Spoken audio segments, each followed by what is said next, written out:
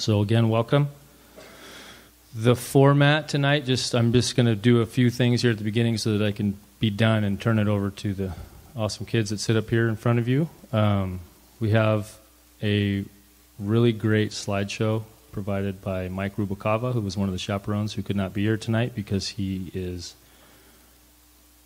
providing food and sustenance for his family by working. I think as a fellow provider, I think that's very honorable. We're going to run a slideshow. We're going to do some pausing. The kids are going to speak about some things that they thought about, experienced, etc. We'll run the slideshow some more. We'll go for, maybe half hour or so-ish, and then we're going to have a brief intermission, maybe 15 minutes. You guys can have some snacks. We have some masala chai outside. Some of it's gluten-free. I think all of it's vegan. It's very Ojai Indian, so it'll be great. You'll love it. We made it all last night, so you can thank them for that. If you wouldn't mind, what we learned in India at the different assemblies is that it's customary to basically hold your applause until the very end of the program, if you don't mind. Brief trip details. We were gone for about 21 days, but with the time change, we were actually traveling for 22 days. 30-something hours of a flight over to the other side of the world, same on the way back. We visited 4 of our sister schools in southern India. The kids got to hang out, play soccer, sit in on classes, engage in discussions, take part in assemblies, do folk dancing, do singing.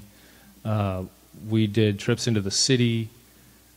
We took rickshaws. We did sightseeing. We saw temples. We went into the countryside, we bird watched, we hiked, we swam in the Indian Ocean. We had a very full trip, and I encourage you to talk to them afterwards about any of the extra details. I have to do some brief thanks, and then we can get on with the show. Krista, thank you for the help with the programs. Andy, thank you for being our tech guru, as usual. Paul, thank you very much for all your India advice before we went and all of your help with the seniors since we've been back. It's been invaluable. Tracy, Dane's mom, thank you for helping set up. It's a wonderful room. As you can see, has been transformed. It's very nice. Diana, Shannon's mom, provided us with the awesome photos that you'll see in the windows when you go outside to get your snacks. Debbie Pasricha and Madhu, thank you very much for all the material you donated for the decorations tonight. Mostly thank you to Krishna. I'm not even sure if she's in the room because she's probably working, because she's just been working and working and working to help us. Before we went, she sat with us, gave us advice. She cooked us food. We had sit-downs with her. She helped us with this. She came to our house last night with all the kids and cooked all the food. She's here tonight serving. She even hooked us up with a couple of her friends in India while we were there, and they came and visited us at the beach. It was pretty awesome. Thanks to Meredy and Oak Grove for entrusting your students to us. Thanks to the parents for entrusting your kids to us.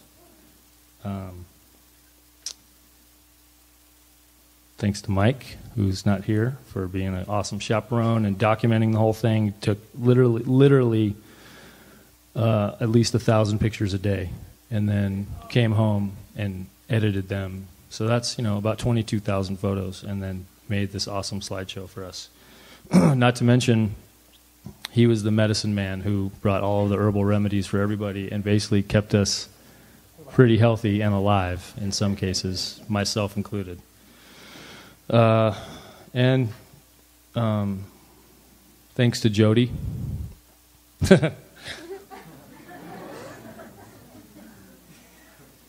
Sorry. She basically, planned the whole thing, booked all of our tickets, booked the train tickets, helped so much with India night, had the tea this week, which some of you know what a big deal that is. The thing was seamless. I mean, without her, we would either be still at LAX trying to figure out how to get to India, or we'd still be in India trying to figure out how to get home. So, thank you. I'm going to turn it over to the kids and Andy, and we'll get going. Enjoy your evening.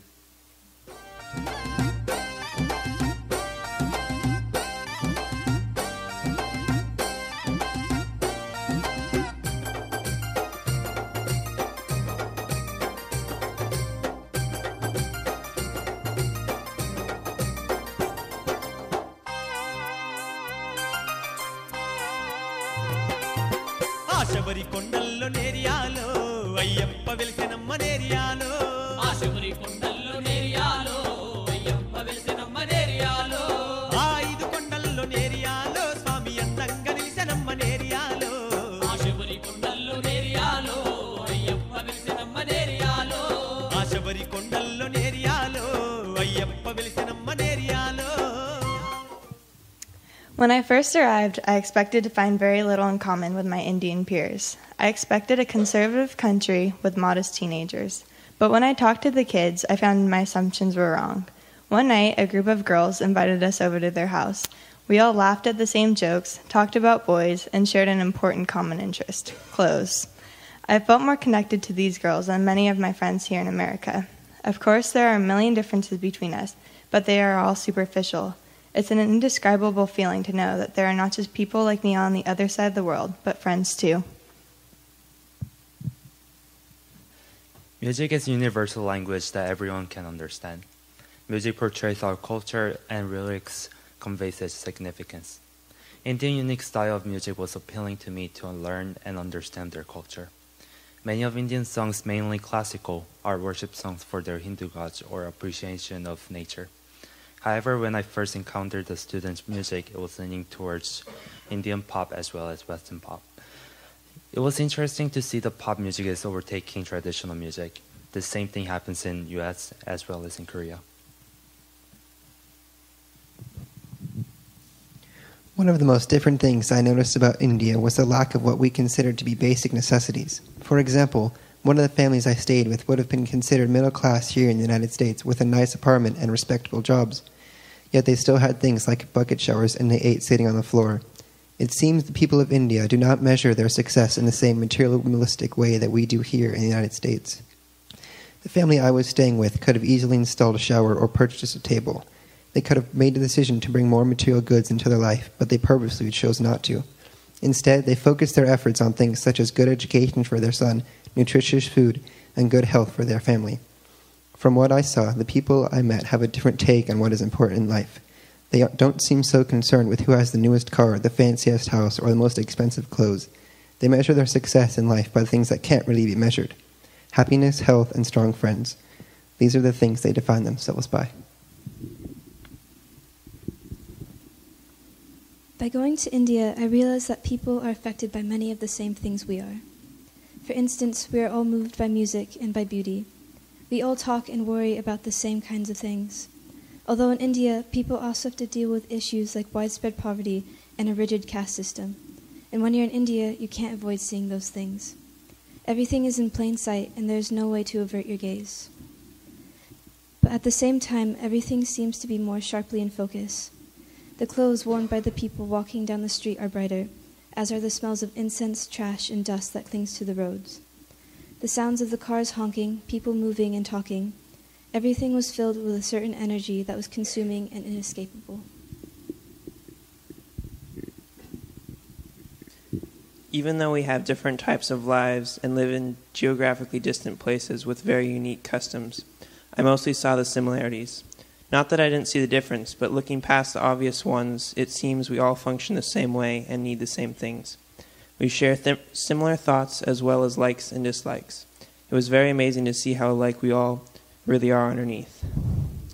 Of all the cultural differences, the head bobble is by far my favorite. Every Indian man, woman, or child has this head bobble. It is not a nod or shake of the head, but something in between. Every Indian knows exactly what the other means when they give the head bobble, and every yes or no question is answered with it. Some people do it every time they speak, and some do it subtly when they answer a question. I remember asking a stranger if I could take a picture of them, and all I would get in return was a head bobble. I would have to decipher the head bobble as best as I could and either walk away or take the picture. I only messed up once. Towards the end of the trip, I was fluent in the head bobble. It was a great way to feel a part of the culture.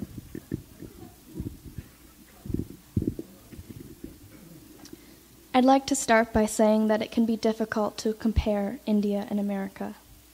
In India, there are juxtapositions and shattered expectations just as there is here or anywhere else. There are the cultural differences that strike and shock you, break your heart. The caste system, alive and well, thriving in the enmity between two villages of different castes, separated only by a dirt road shorter than a soccer field. Or a baby girl dying of diabetes because a female is not worth saving. Her economic value is less than that of her brother. There are the cultural differences that you are wrong about. For example, the only time I saw an elephant in India was outside of a circus. There are the cultural differences that when spoken of seem amusing. It's refreshing how upfront people are about worshiping phalluses. Every Shiva temple has a lingam and everyone knows what it is. But here in America, we keep building skyscrapers and pretending not to notice. But the most blatant is the scope of its history compared to our lack thereof. Shashi Tharoor says India is not, as people keep calling it, an underdeveloped country, but rather in the context of its story and cultural heritage, a highly developed one in an advanced state of decay.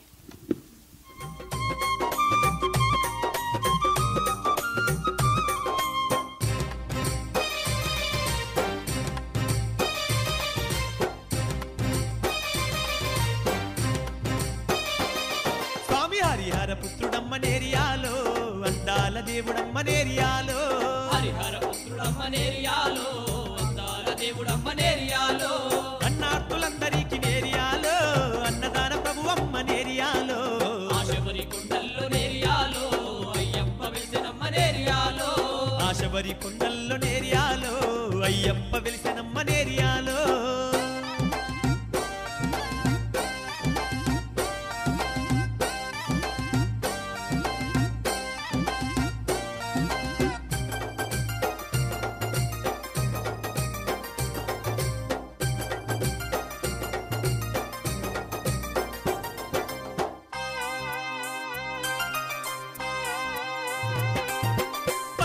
మెట్ల మీద నేరియాలో పంబా బాలుడమ్మ నేరియాలో 18 మెట్ల మీద నేరియాలో పంబా బాలుడమ్మ నేరియాలో పచ్చాని అడవిలోన నేరియాలో స్వామి పొడిసేటి పొద్దమ్మ నేరియాలో ఆశబరి కొండల్లో నేరియాలో అయ్యప్ప వెలిసెనమ్మ నేరియాలో ఆశబరి కొండల్లో నేరియాలో అయ్యప్ప వెలిసెనమ్మ నేరియాలో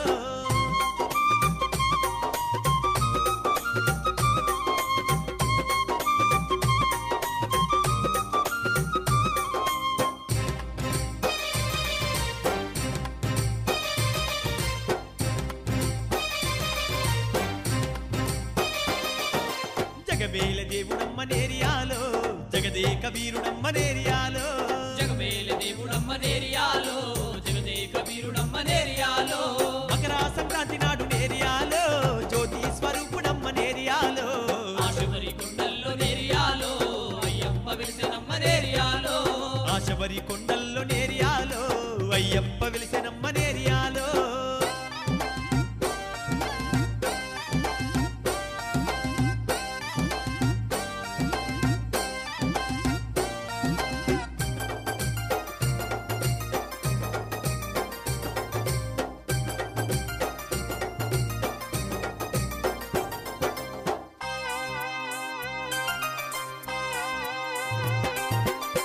స్వామి పాదమంటే నేరియాలో ఇష్టపడే దేవుడమ్మ నేరియాలో స్వామి పాదమంటే నేరియాలో ఇష్టపడే దేవుడమ్మ నేరియాలో గురుస్వాములందరికీ నేరియాలో గురుస్వామి అయ్యప్ప నేరియాలో ఆశబరి కొండల్లో నేరియాలో అయ్యప్ప వెలిసెనమ్మ నేరియాలో ఆశబరి కొండల్లో నేరియాలో అయ్యప్ప వెలిసెనమ్మ నేరియాలో ఆశబరి కొండ.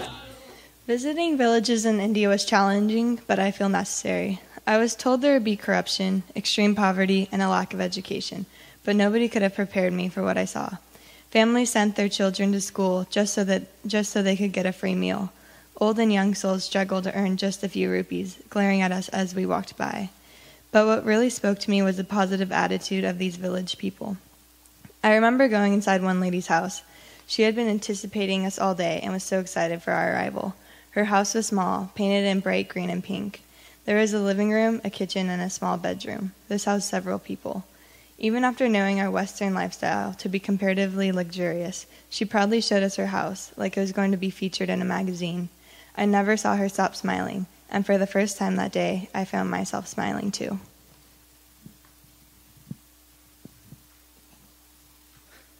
Villages in India were particularly interesting. My homestay student lives in the village far from the city of Bangalore, and I was able to experience his place firsthand.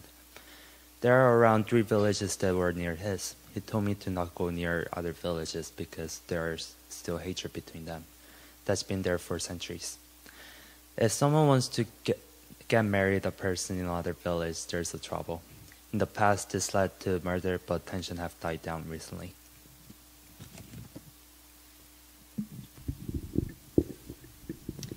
It was as if all my life I had been seeing the world in black and white, and when brought face to face with India, experienced everything re-rendered in brilliant technicolor. Keith Bellows. To talk about the cities and villages of India is to collect the things that struck me and share them with you, like a museum exhibit or a kaleidoscope, like a dream. Stepping into India, into the Bangalore airport, the first thing I heard was birds chirping, a miracle of life after 30 hours traveling.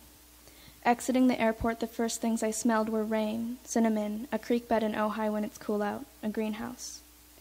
In Andhra Pradesh, the bright white sunlit walls of buildings, dusty yellows of library benches, cloth-bound books in circus colors, shriveled aloe plants hung from the ceilings of wooden classrooms to keep the mango flies away, green parrots seen from the roof, hibiscus bushes outside of our house, sugarcane fields and empty wells, feet itchy and dirtied by orange dust, tea morning and night, the banyan tree inviting into the sour tamarind.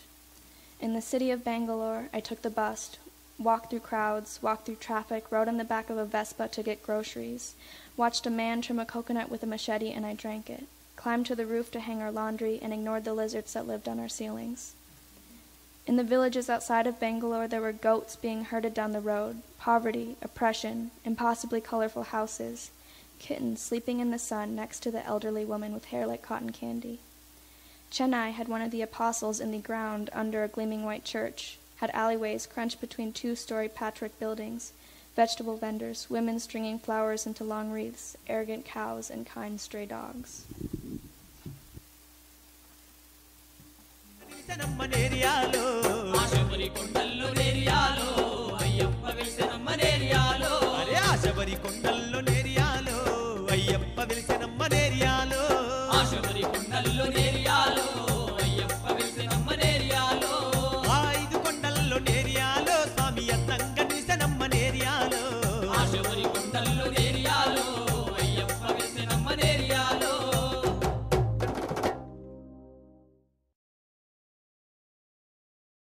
పండు పండు పండు ఎర్ర పండు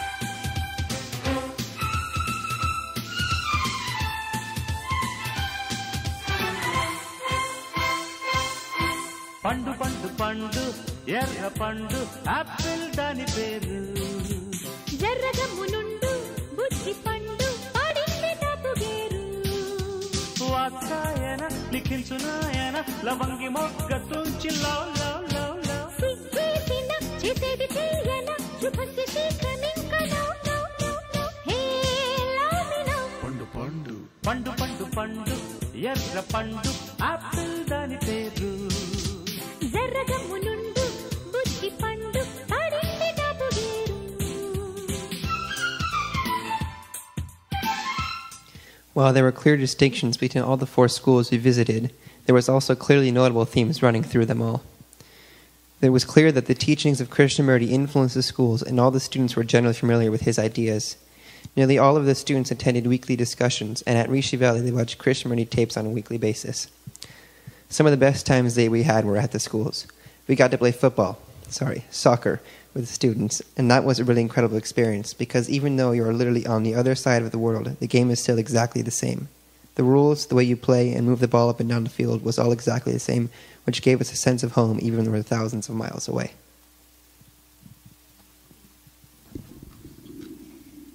Being at Pashtala, the newest Krishnamurti school, made me think of being in a fairy tale. Walking to and from the individual buildings was like walking through an ocean of tall green and brown grass to the red brick buildings with pale mosaic domes.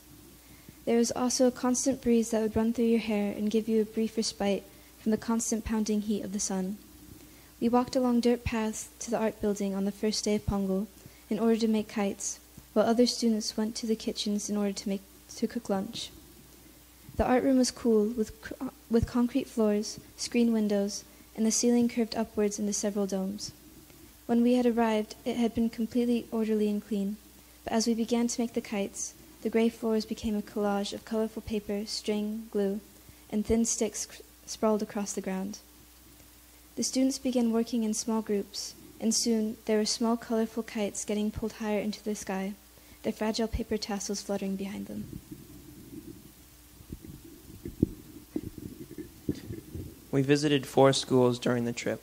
Each school had its own architectural style. My favorite school was the school in Chennai. The buildings on the campus were very old, made of brick and painted bright yellow. Everything was weathered and cracking with ivy growing up the entire back wall. It seemed like it had been there forever. The entire effect was warm and inviting. The attitude of the students at each school varied. I found the students at the Valley School incredibly inclusive. They invited us to play soccer and eat meals with them. We hung out in the dorms and talked. I made a lot of really good friends in a very short time. We played a lot of soccer, and the pitch was often all dirt. There simply isn't enough rain to keep a grass field maintained. Unlike lots of schools in the U.S. that somehow require perfect grass even in the middle of a desert.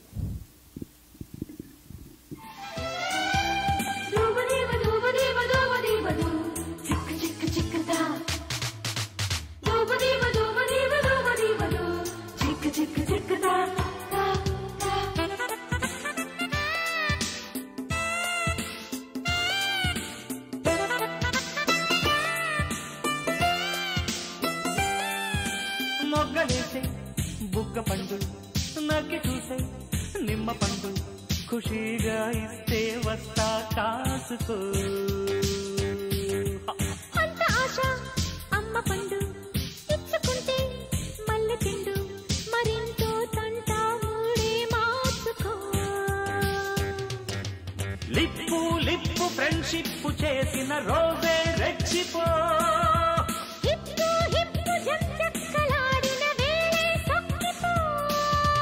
వాల్మీకిల తరించిరాయన వరాల మొగ్గ మీటి love love love love ప్రేమాయణ అసింత చూడన నటింత లగ్గమెట్టి love love love love hey కృష్ణినో పండు పండు పండు ఎర్ర పండు పండు పండు పండు ఎర్ర పండు ఆపిల్ దాని పేరు జర్రగమ్మునుండు బుజ్జి పండు పడింది డబ్బు గేరు బడి బడా దద్ద దద్ద బడి బడా దద్ద దద్ద బడి బడా దద్ద దద్ద బడి బడా దద్ద దద్ద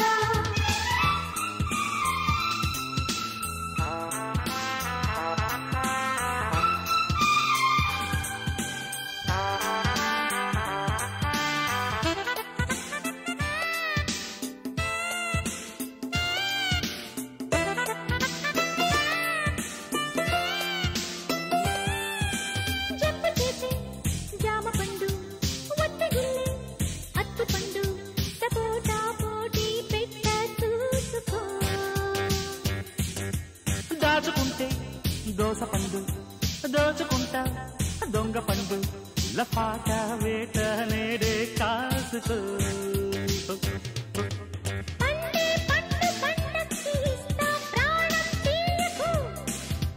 దక్కే పండు దమ్మెంత చూస్తా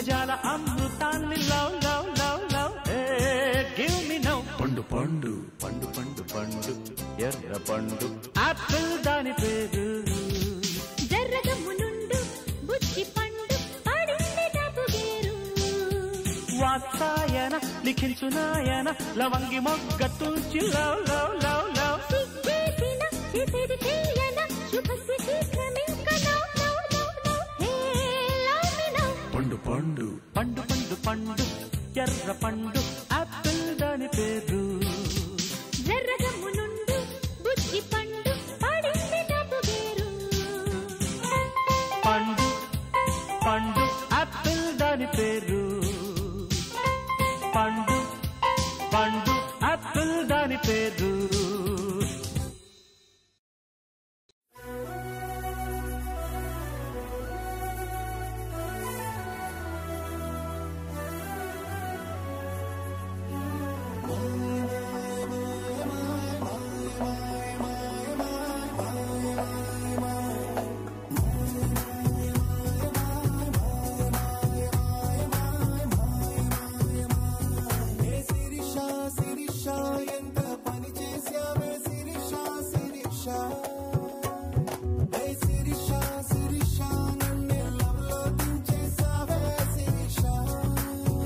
ఉలిక్కిపడి ఉన్న పాటు మేలుకొన్న చిలిపి సదా వెంటపడి నీ జంట కోరిన కోరికెండు నెమ్మదిగా నెమ్మదిగా నీకు నేడే తెలిసిందా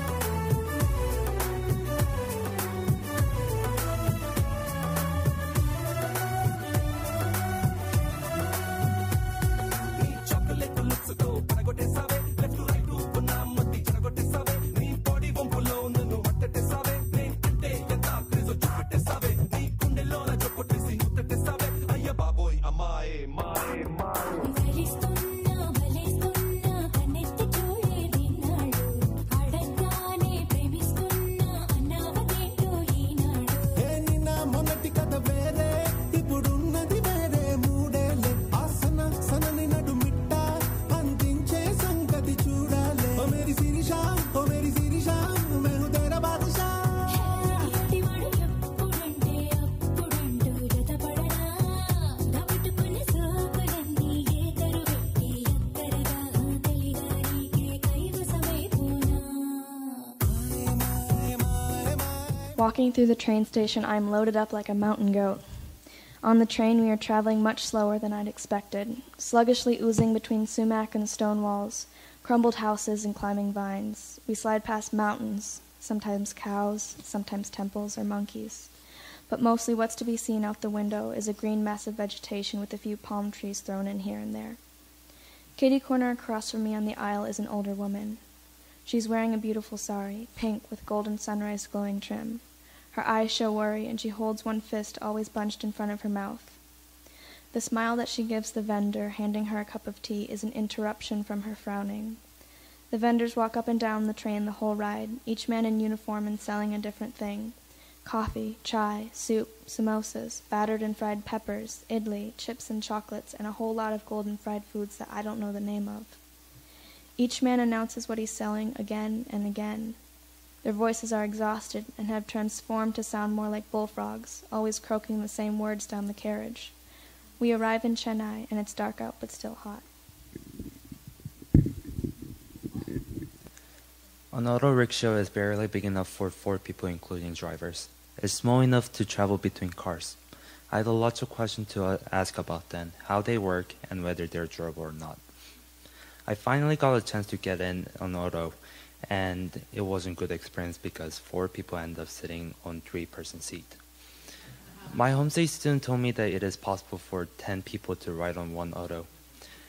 He told me how they do it, and it turns out it's all about money. Usually people pay 100 rupees for their ride, but if they share a ride with 9 other people, they can save 90 rupees, which is equivalent to a little over $1. I was impressed by their sharing and thrift, and I shall appreciate the value of money more and be wise how I use it.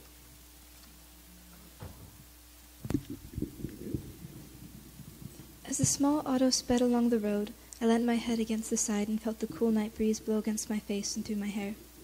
Beside me sat my homestay mother and her daughter. The man driving was maneuvering the 3-wheeled yellow and green taxi between all the traffic, with speed and quite a lot of daring. There was the whining sound of the motor as it continued to pull us in front of and around all other cars and buses. There was the constant noise of people honking their horns, of motorcycles and other autos. But when I looked up above the buildings and the trees, the sky was dark and there were a few stars here and there.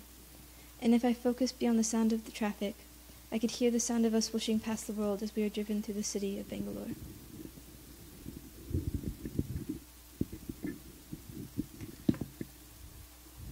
The transportation was amazing in India. Every trip was an adventure, always exciting, yet I always felt really safe. It was a weird mix of chaos and calmness. On one hand, I couldn't believe we were avoiding almost certain crashes in every instance, and on the other, the drivers were calm and taking it all in stride, which gave me a sense of safety. There were also a crazy variety of vehicles and ways of packing them with people. It was really fun just to look at all the different cars, huge buses, thousands of motorcycles and bicycles stacked with as many people as possible. Everywhere you went, there were new and amazing sights to be seen, and I loved every minute of the trips by rickshaw. I was tempted to buy a motorcycle and keep exploring India. The first time I entered a car in India, I thought I was going to die. There are cars in the middle of the street, cows are in the middle of the street, and families of 10 hanging off of a single motorcycle. Yeah, there are lanes and speed limits, but it's more of a suggestion. However, I never witnessed a single accident. My homestay dad told me that if there is an accident, 2 drivers get out of the car, yell at each other, and then get back in the car. It seems crazy. At the end of the trip, we were coming back from the city, and 5 of us all stuffed into a small auto. I was in the front seat with the driver when he offered the steering wheel to me. So there I was, in India, driving an auto in the middle of the city during the Pongal festival. It could have easily turned out badly, but thank God everyone survived. Let me just start out by saying that I hate traffic and congestion with a burning passion. That being said, India was challenging me to overcome that pet peeve.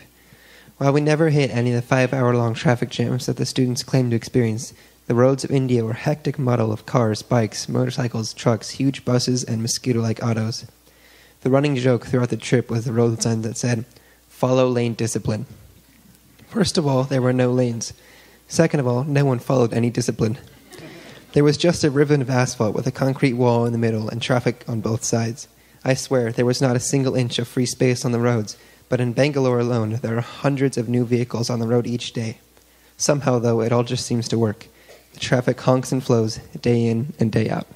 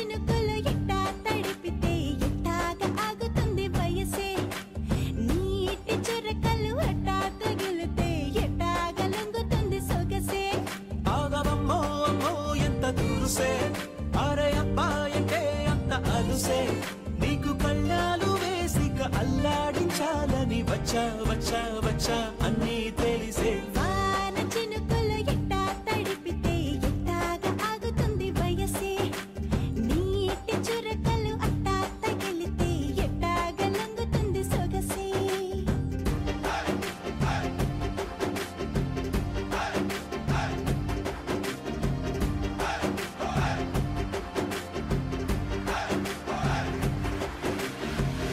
So welcome back. Food was amazing, right? Tea was amazing. Good. So real quick, before we start the second half, I was asked. It's right on the front page of the program. So a brief explanation as to how everyone got their nicknames. So you weren't allowed to choose your own nickname. It wasn't. It was basically something you earned at some point along the way. I might have had a part in many of them, but I'm a student of human behavior. So my nickname given to me was Special K. For a couple reasons, I think. Partly is I'm kind of special in not always the best way.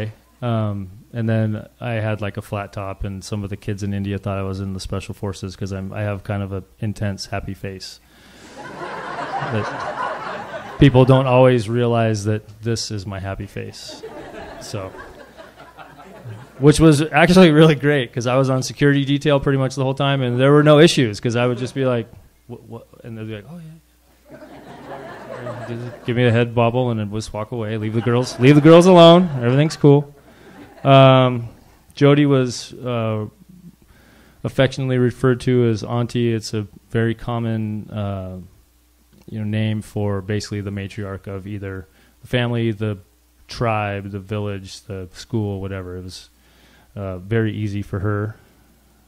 Mike was obviously the medicine man. I mean, we already alluded to the fact he was keeping us all basically going. Emma had a couple names. One was the Buccaneer. The one that kind of stuck more so was the Sampler because she's just one of those people that wants to experience everything to the fullest. I don't know if you caught it, but she actually rode on the back of a Vespa, which is a little motor scooter, throughout the city of Bangalore with one of her friends that she went and did her homestay with. She had to taste it if it was tasteable and touch it and see it and smell it. You'd see a butterfly. Emma, look, a butterfly. Oh, give it to me. Give it to me. That was like her line. Shannon loves chocolate more than everyone in this room. I can guarantee it. Very, very obvious. Sweet tooth was an easy one for her. Becky had a couple as well. Uzbekistan, just because it has like a nice ring to it. But also the Viper, because she's so sweet and silent and quiet. And then when the time comes, she's very animated and poignant and like, oh, like, no, it can't be like that. And you're like, oh my God, Becky just raised her voice kind of. That was amazing. Danes took a little while, but then we finally caught on. He's a super sharp-witted guy who likes to just sort of sit and observe and then point out how humorously obvious some of the things are that you're talking about. I wish I had a good story, but it's one of those things that you just be like, oh my God, you just totally made fun of me, and everyone is laughing, and all I did was like scratch my nose or something. Like Captain Obvious. Very good. Bill might have got the first one. He was known as the Possum because Bill likes to lay low and kind of let on. He doesn't really know what's going on. Like maybe if you're going to play a game of poker or something for some money, and then all of a sudden he gets out the deck of cards and he's shuffling them and he's doing card tricks, and next thing you know, he's taking everyone's money. He's the Possum. And Drew's was easy.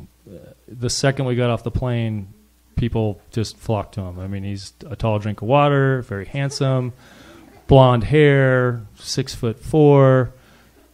It was like he would have put Brad Pitt to shame. Hollywood was perfect. I mean, people would like literally he'd walk by classrooms and girls would be like, and then Shannon would jump out there and be like, "What's up? What's up?" We're going to go this way. Okay. Enjoy the rest of the show.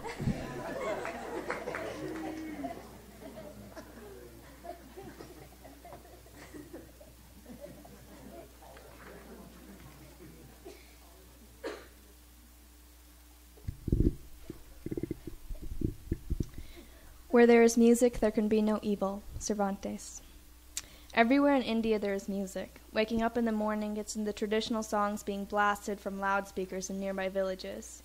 Gathering late one night at Rishi Valley, it's in the perfect harmony of the children singing in chorus. And every morning at assembly, it is 100 students and teachers joining together to sing. After assembly one morning at Pashala, everyone is split into 2 groups to prepare for the festival day. 1 to cook the rice in the cauldron that will overflow, and 2 to make the kites. In the art room, kites are made in teams of 2. There is tissue paper of every color spilling out of a cardboard box, onto the floor, onto the tables, into the hands of excited people. There is bamboo split apart for structural support, and there is glue and string to hold it all together. The campus is one large open field, stretching from horizon to horizon. There is always wind. Some kites fly and some don't. Some get tangled, and there is shouting and laughter. The strings twist among the hordes of orange dragonflies buzzing around just above our heads. I stand and I watch. I haven't made a kite, but the way my dress is blowing in the breeze, I am a kite already.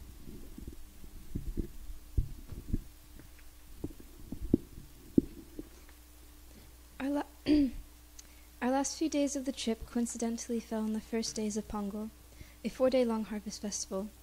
Around the resort, there were all these colorful paintings made with chalk saying Happy Pongal, or of clay pots overflowing with rice. On the first day of the festival, people burn the things they no longer need. So in light of that, we decided to write down the things we no longer wanted, or wanted to leave behind, and burn them on the beach.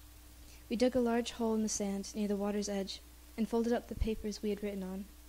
We all circled around the hole, trying to block the pieces of paper from the wind long enough for the paper to catch.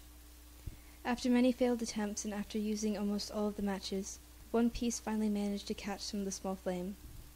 One by one we all added ours to the fire. Our faces were bathed in a light orange glow from the small flame, and we all watched it as it burned quickly before going out. We covered up the ashes with sand, and though the fire was out, the moon was bright enough to light our way back.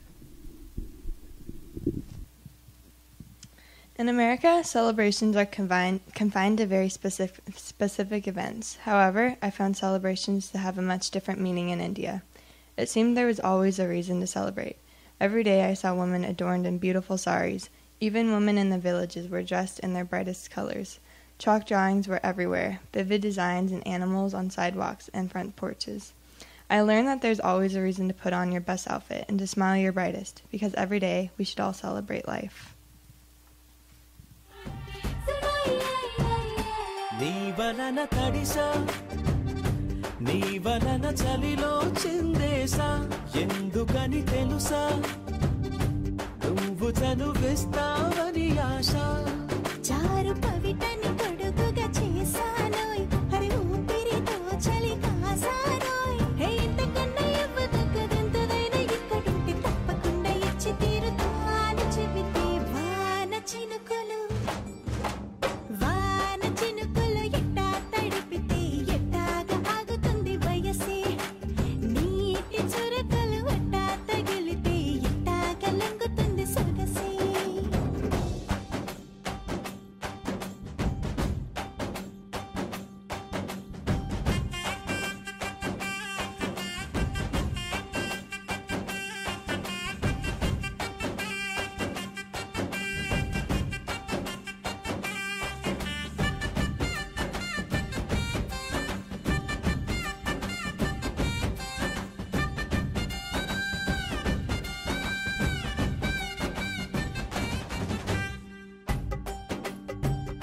సిగ్గులతో మెరిసా గుండె ఉరుములతో నిన్ను పిలిచా ముద్దులుగా కురిసా ఒళ్ళు హరివిల్లుగా వంచేసా నీకు తొలకరి పులకలు మొదలైతే నా మనసుకి చిగురులు తొడిగాయే నువ్వుండ పోకలాగా వస్తే పిందెలాగా ఉన్న ఊహ పట్టుకున్న హాయికింక లేదు కొలతే వాన చినుకులు ఎట్టా తడిపితే ఎట్టాగా ఆగుతుంది వయసే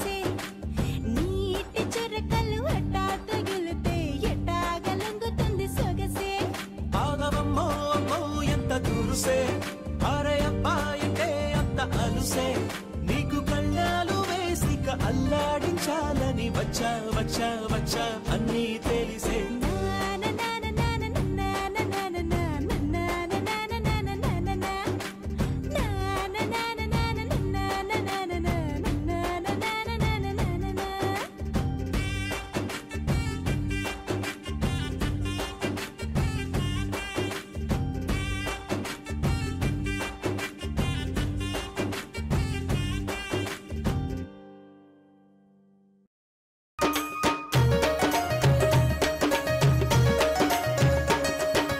కార్తీక మాసం వచ్చిందయ్యా కన్నుల పండుగ మాకేనయ్యా కన్నుల పండుగ మాకేనయ్యా వాడవాడ నా పల్లె పల్లె నా భక్తుల సందడి చెప్పరాదయ్యా భక్తుల సందడి చెప్పరాదయ్యా మెడలో మాలలు ధరించి నీకు స్వామి అయ్యప్ప గుండె గుడిలో నిన్ను కొలిచేరయ్యా తండ్రి అయ్యప్ప హరిహర తనయుడు నీవేనయ్యా స్వామి అయ్యప్ప అవతారమూర్తివి నీవేనయ్యా స్వామి Ayyappa Sabarimalai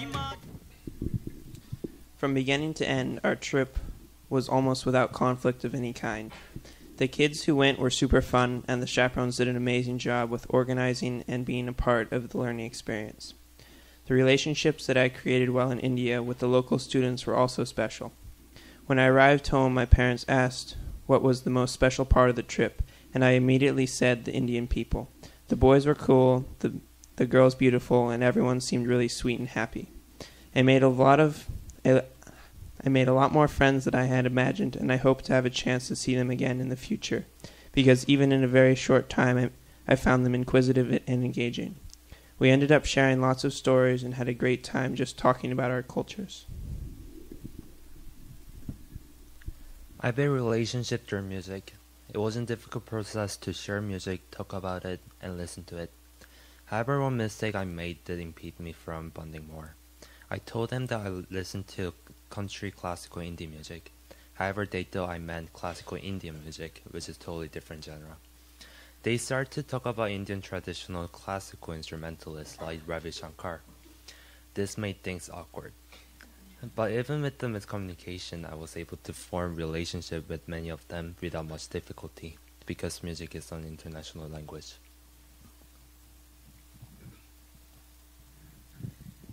This trip to India gave us a view to how people across the world interact with each other. One very prominent thing I noticed was how everyone in the city of Bangalore was able to just get along. For example, one family took me to a sandwich shop where you order your food and then wait and eat it on a street corner in front of the shop. Trying to truly experience India, I decided to order what everyone was having, what they call a cheese sandwich, which I thought was really just a grilled cheese. As soon as I bit into this grilled cheese, it hit me with a fiery, flaming ball of spice that exploded in my mouth and melted my teeth. As soon as I made this mistake, everyone at the shop started laughing at the white boy who couldn't handle spice. I soon got over the fact that my teeth were gone and was able to laugh along with them. It wasn't that they were laughing accusingly, they were just taking the opportunity to share an impromptu moment together, and that is what I discovered and loved about India. Everyone just gets along and accepts that we're all in this together.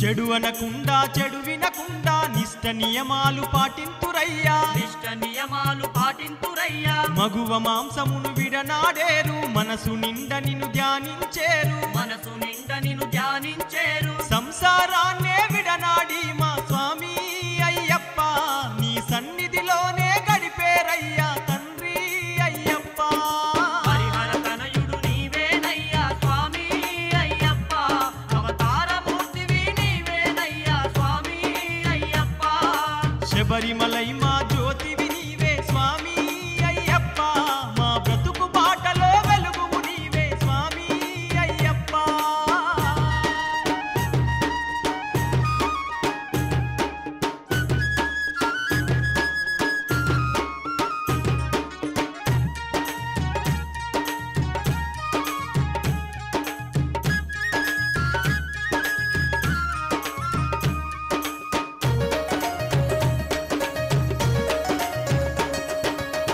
ఇష్టమైన నీ ఇరుముడి కట్టి కష్టమనకుండ తలపై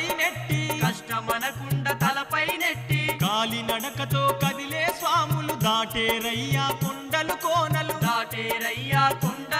అల్లంత దూరాన కొండ శిఖరం స్వామి అయ్యప్ప దర్శించి తరింతుము నీ జ్యోతి రూపం తండ్రి అయ్యప్ప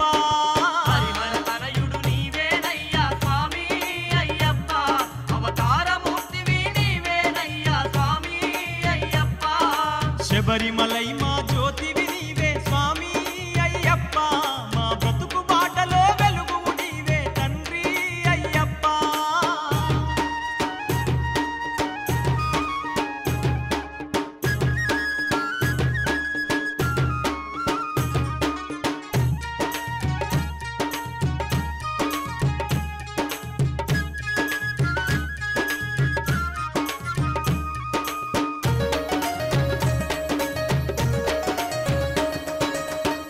స్వాములై కొలచిన వారి కష్టాలన్నీ ఎడబాపయ్యా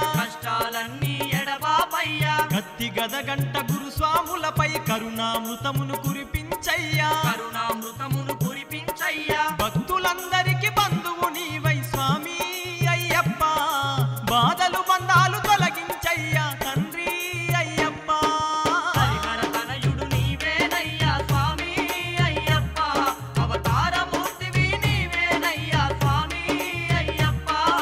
శబరిమలై మా జ్యోతివి నీవే స్వామి అయ్యప్ప మా బ్రతుకు బాటలో వెలుగు నీవే తండ్రి అయ్యప్ప శబరిమలై మా జ్యోతివి నీవే స్వామి అయ్యప్ప మా బ్రతుకు బాటలో వెలుగు నీవే తండ్రి అయ్యప్ప హరిహర తనయుడు నీవేనయ్యా స్వామి అయ్యప్ప అవతారమూర్తివి నీవేనయ్యా స్వామి అయ్యప్ప హరిహర తనయుడు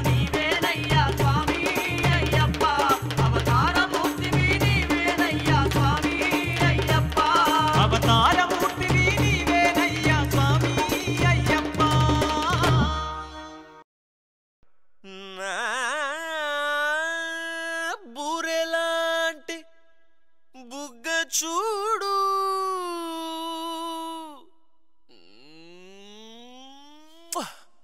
కారు మబ్బులాంటి కురులు చూడు వరే వాహ్ క్యా హెయిర్ స్టైల్ యార్ అన్నా సూపర్ అన్నా కంటిన్యూ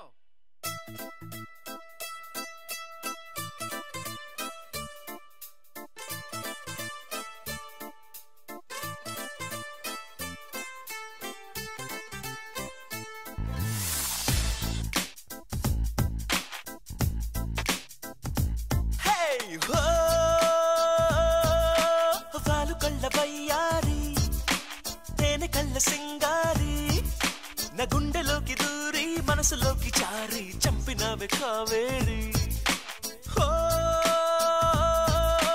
బూరె బుగ్గ బంగారి చేప కళ్ళ చిన్నారి ముంగమూతి ప్యారి నంగ నాచినారి లవ్ చెయ్యి ఓసారి నిన్ను చూసినాక ఏమయింద పోరి వింత వింత గుంటోంది ఏమిటో ఈ స్టోరీ నువ్వు కనబడకుంటే తోచదే కుమారి నువ్వు వస్తే మనసంతా సరిదవ మగరి వాలు కళ్ళ వయ్యారి తేనె కళ్ళ సింగారి నా గుండెలోకి దూరి మనసులోకి జారి చంపినవే కావేరి నన్ను ముంచినవే దేవేరి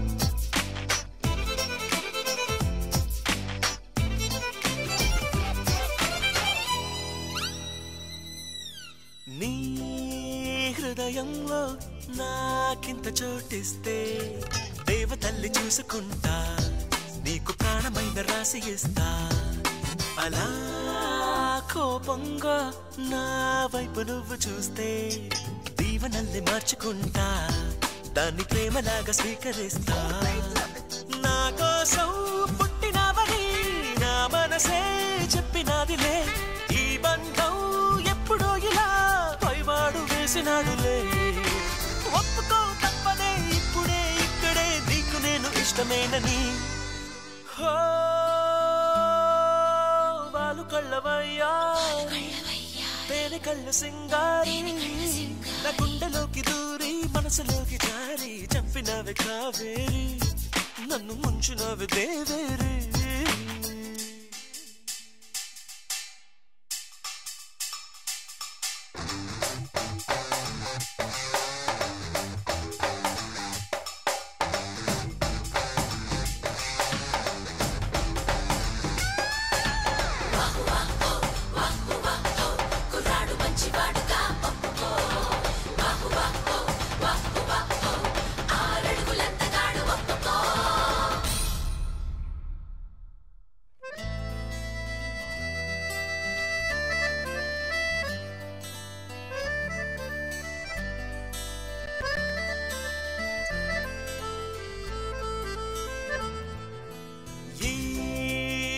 గుమ్మే నా వైపుగా వస్తే బంతి పూల దారి వేస్తా లేత పాదం ఇంక కందకుండా I'll be honest, the culture of India pushed me to the edge of my comfort zone and then a mile further. At first, I found eating without a fork barbaric, sitting on the floor uncomfortable, and squatting to go to the restroom disgusting. But this was before I got to know the people of India. I could sum up the mentality of the majority of Indians in one word: inclusive. From my homestay mom feeding me 10 tons of food at each meal, to the infamous head nod from hundreds of locals, I felt more hospitality from these people than I knew existed. But it's not just the people that embrace you, it's their culture as well. When I first arrived, I felt bad that these people had a lack of modern conveniences, but I soon realized that's all they really are: a convenience, not a necessity. Indians are proud of the rich tradition of their culture. They don't feel the need for forks, chairs, or modern toilets. By letting go of my conditioning, I was able to see the world from another perspective, and quite an extraordinary one too.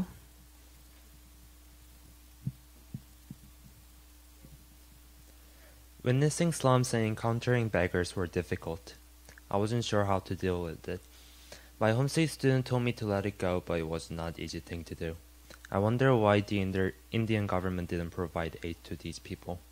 Then I heard the government consider a person who earns 2 rupees, 1/30th of a dollar, and has 1 meal a day to be living above the poverty line.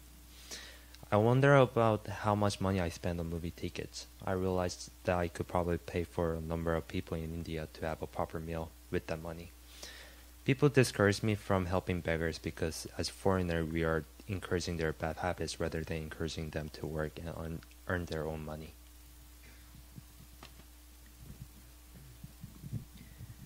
During our travels in India, we had many insights into the lives of the people. It seems that everyone you meet wants to be your best friend.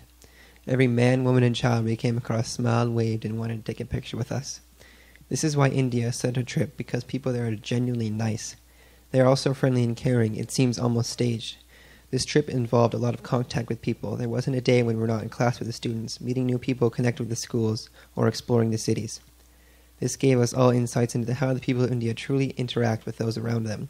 We weren't staying in hotels looking out glass windows at the people talking with each other. We were the ones out there talking with the Indian people. This was certainly one of the most gratifying parts of the whole experience. Interacting with the people there was amazing.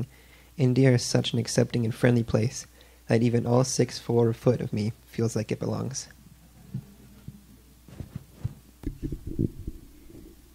The first thing I noticed when I arrived in India were the birds. We were standing in the airport in Bangalore, and I distantly heard chirping above us. It took me a moment to focus on it and realize what it was, for at first it was a bit like searching for a lost thought, somewhat distant. In my travel-exhausted mind, I thought, surely those aren't birds I'm hearing. But when I looked up at their small brown birds flying up around the high ceiling, their tiny chirps echoing slightly. It wasn't anything too exciting or bizarre, but it was one of many subtle oddities and differences I noticed. There are many other things that seem like they should have been out of place, but after thinking about it, they weren't strange at all. Why shouldn't there be birds living in the airport? There's nothing odd about that. We came across many unexpected visions, and while some may have seemed strange at first, at the same time nothing felt out of place. I found that everything, even though it was different, was also amazing. So, whether it was birds in an airport, cows walking on the side of the road, the whole family riding on one motorcycle, or any other unexpected scene, for me they are all one of many different things I'd never seen before, and yet there's so much more I wanted to explore.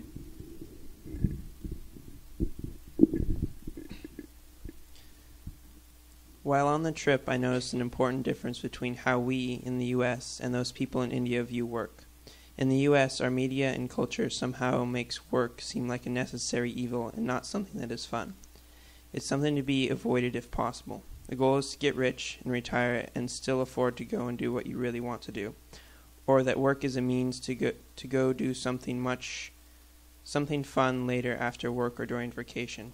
The whole idea that work is a valuable thing all by itself seems to be lost in our culture. Instead, our culture cherishes free time and play. But in India, it doesn't seem like that is the case. Everyone works long hours, 5, 6, or even 7 days a week, but they seem happy when they greet you and are full of energy and excited to see you and help out.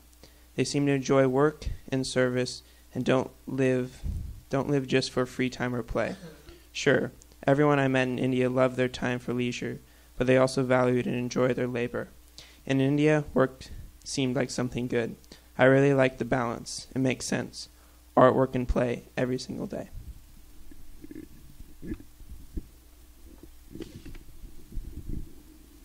Anais Nin says, "We don't see things as they are, but as we are."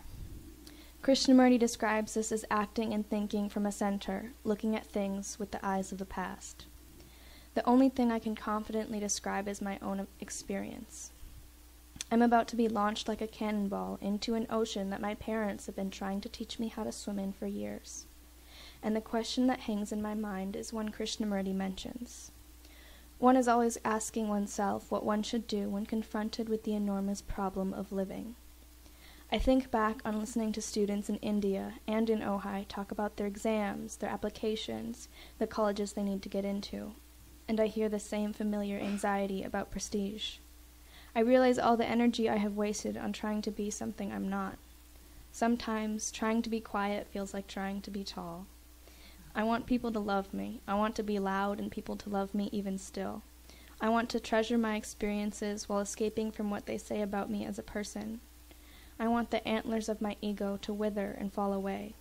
I want to meet life with the openness I felt while in India, that I could choose any path without fear of punishment or reward, that I could be happy anywhere.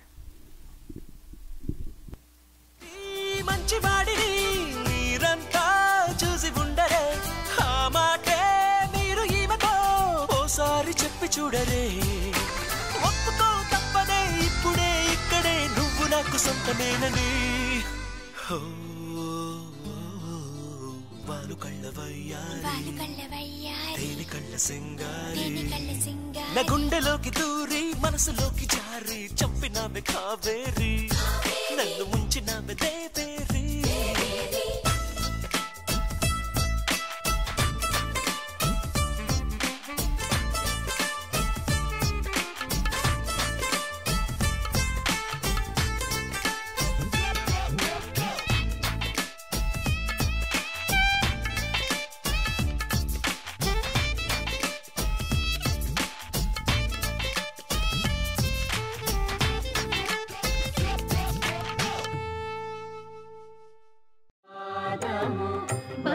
బలితలమోపిన పాదము కలకద గగనము తన్నిన పాదము కలకద గగనము తన్నిన పాదము కలరిపుగాచిన పాదము బ్రహ్మ కడిగిన పాదము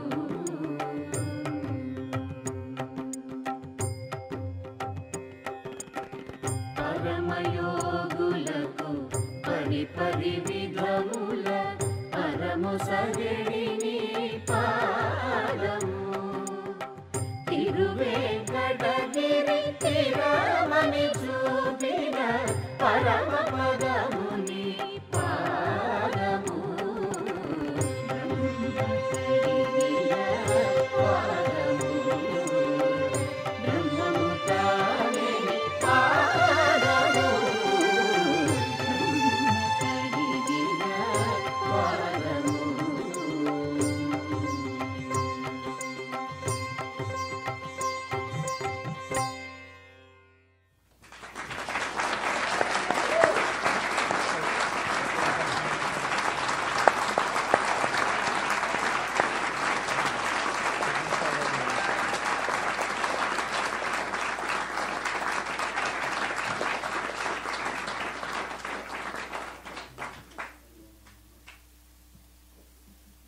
Thank you all very much. In Southern Indian fashion, we would like to close with one more moment of silence to just process before we leave. Thank you for coming.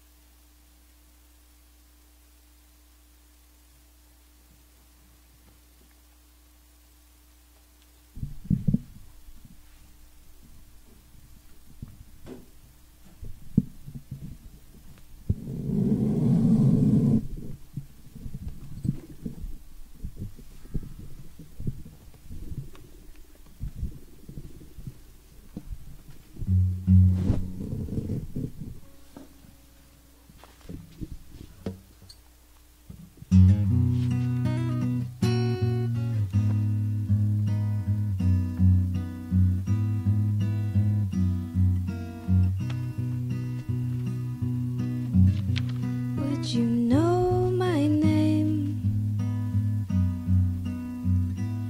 if I saw you in heaven? Would it be the same?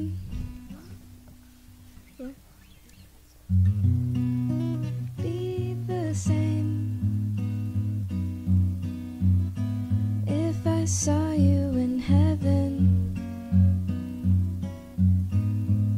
I must be strong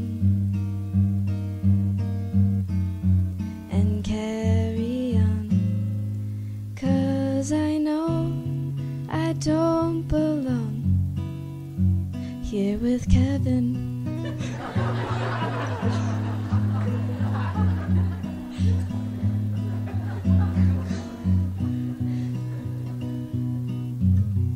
Would you hold my hand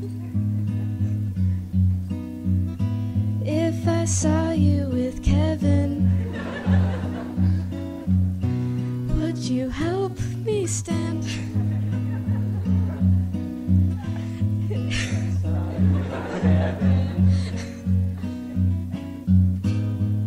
I'll find my way through night and day, 'cause I know I just can't stay here.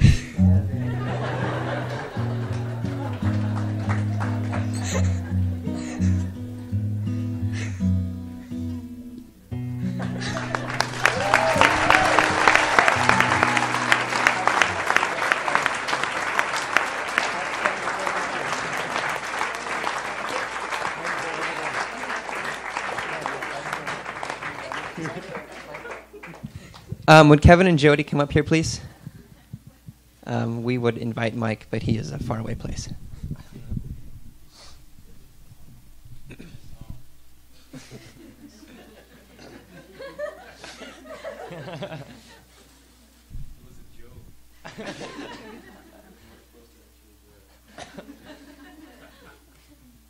Is Carrie here? Carrie Wakava? Yes. Would you come up and accept our gift for Mike, please? We would like to thank Kevin and Mike and Jody for taking on this wonderful trip to India. We all had a very good time, and we appreciate all the very hard work you guys put in for us. So thank you so much.